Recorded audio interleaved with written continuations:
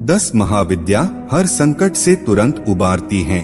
नमस्कार मित्रों, स्वागत है आपको हमारे धर्म वाक्य चैनल में। आज हम जानेंगे कि 10 महाविद्या कौन कौन हैं। हमारे शास्त्रों में 10 महाविद्याओं का उल्लेख किया गया है। तंत्र क्रिया में विद्या में इन 10 महाविद्याओं का विशेष महत्व होता है।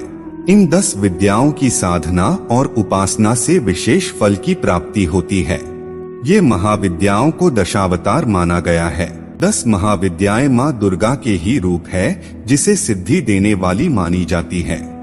माँ दुर्गा के इन 10 महाविद्याओं की साधना करने वाला व्यक्ति सभी भौतिक सुखों को प्राप्त कर बंधन से भी मुक्त हो जाता है। माँ को प्रसन्न करने के लिए तांत्रिक साधकों द्वारा यह पूजा की जाती है। ये 10 महाविद्याएं के नाम इस प्रकार है: काली, तारा, छिन्नमस्ता, षोडशी, भुवनेश्वरी, त्रिपुर भैरवी, धूमावती, बगलामुखी, मातंगी व कमला। माँ काली। सभी 10 महाविद्याओं में काली को प्रथम रूप माना जाता है। माता दुर्गा ने राक्षसों का वध करने के लिए यह रूप धारण किया था। सिद्धि प्राप्त करने के लिए माता के इस रूप की पूजा की जाती है। जिस तरह से भगवान शिव जल्दी प्रसन्न और जल्द रूठने वाले देवता है, उसी तरह काली माता की स्वभाव है। इसलिए जो भी भक्त इनकी साधना करना चाहता है, उसे एकनिष्ठ और पवित्र मन का होना चाहिए। देवताओं और दानवों के बीच हुए युद्ध में माँ काली ने ही देवताओं को विजय दिलवाई थी। मुख्य बातें: 10 महाविद्या में काली प्रथम रूप है। माता का स्वरूप हाथ में त्रिशूल और तलवार।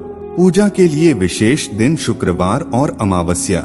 कालिका पुराण में इनका विस्तार से वर्णन किया गया है। माँ तारा। सर्वप्रथम महर्षि वशिष्ठ ने तारा की आराधना की थी। यह तांत्रिकों की मुख्य देवी हैं।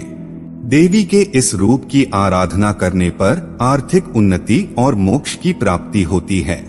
पश्चिम बंगाल के बीरभूम जिले में तारापीठ है। इसी स्थान पर देवी तारा की उपासना महर्षि वशिष्ठ ने करके तमाम सिद्धियां हासिल की थी। मुख्य बातें: चैत्र मास की नवमी तिथि और शुक्ल पक्ष के दिन तंत्र साधकों के लिए सर्वसिद्धिकारक माना गया है। परेशानियों को दूर करने के कारण इन्हें तारने वाली माता तारा कहा जाता है। माँ त्रिपुर सुंदरी। इन्हें ललिता, राज राजेश्वरी और त्रिपुर सुंदरी भी कहते हैं। त्रिपुरा में स्थित त्रिपुर सुंदरी का शक्तिपीठ है। मुख्य बातें: इनकी 4 भुजा और 3 नेत्र हैं। माँ भुवनेश्वरी। पुत्र प्राप्ति के लिए माता भुवनेश्वरी की आराधना फलदायी मानी जाती है। यह शताक्षी और शाकंभरी नाम से भी जानी जाती है।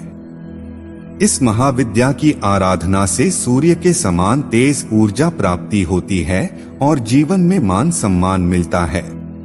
माँ छिन्नमस्ता। इनका स्वरूप कटा हुआ सिर और बहती हुई रक्त की 3 धाराएं से सुशोभित रहता है। इस महाविद्या की उपासना शांत मन से करने पर, शांत स्वरूप और उग्र रूप में उपासना करने पर देवी के उग्र रूप के दर्शन होते हैं। छिन्नमस्तिके का यह मंदिर झारखंड की राजधानी रांची में स्थिति है। कामाख्या के बाद यह दूसरा सबसे लोकप्रिय शक्तिपीठ है। माँ भैरवी। भैरवी की उपासना से व्यक्ति सभी बंधनों से मुक्त हो जाता है। इनकी पूजा से व्यापार में लगातार बढ़ोतरी और धन संपदा की प्राप्ति होती है। माँ धूमावती। धूमावती माता को अभाव और संकट को दूर करने वाली माता कहते हैं। इनका कोई भी स्वामी नहीं है। इनकी साधना से व्यक्ति की पहचान महाप्रतापी और सिद्ध पुरुष के रूप में होती है। ऋग्वेद में इन्हें सुत्रा कहा गया है। माँ बगलामुखी। बगलामुखी की साधना दुश्मन के भय से मुक्ति और वाक सिद्धि के लिए की जाती है। जो साधक नवरात्रि में इनकी साधना करता है, वह हर क्षेत्र में सफलता प्राप्त करता है।